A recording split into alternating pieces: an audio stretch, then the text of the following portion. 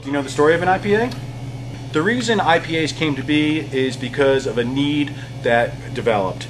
In the mid 1700s and 1800s, Britain had troops stationed in India, and part of the troops' rations was beer.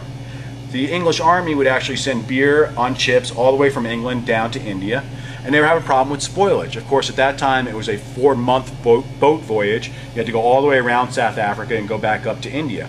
So with this long trip, a lot of the beer was spoiling. The English army actually went back to the English brewers and asked them to make a beer that would hold up better to this long journey. Well, the English brewers at the time didn't know a whole lot about preservation, but they did know that they had 2 natural preservatives in beer. They knew that alcohol was a natural preservative, and they knew that hops were a natural preservative. So the English brewers made a beer that was a little bit higher in alcohol, a little bit higher in hops, and it was strictly for export to India. Actually, nobody in England at first really liked it much because it was such a sharp taste. So all the beer was sent to India and became known as an India Pale Ale. Well, of course, the English soldiers that were stationed in India developed the taste for this sharper, slightly higher alcohol, lot heavy hopped beer.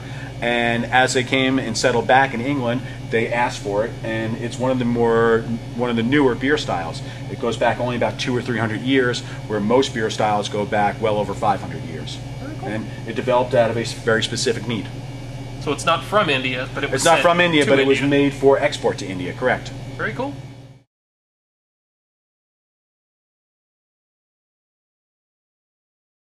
All right, so we've got the beer in this tank over here. It's all ready to be packaged. Over here we have the bottling line. Again, if we're going to go into bottles, we're going to hose off the bottom of this tank over here to our bottling line. So the bottles go on the line by hand. The bottles move down the line this way. Right here the bottles get turned upside down. They get sprayed clean. They drip dry. They turn back right side up. They go along this horseshoe here. So they're now moving in this direction, going into the main filling unit. That's where they get filled, as well as capped. From there they go out along the back wall where they get labeled, and then they get packed back into the cases by hand. The top speed of the bottling line is 100 bottles per minute. It allows us to do a week's worth of production, typically around 600 to 700 cases in about 6 to 8 hours. Thanks a lot, folks. You've been great today.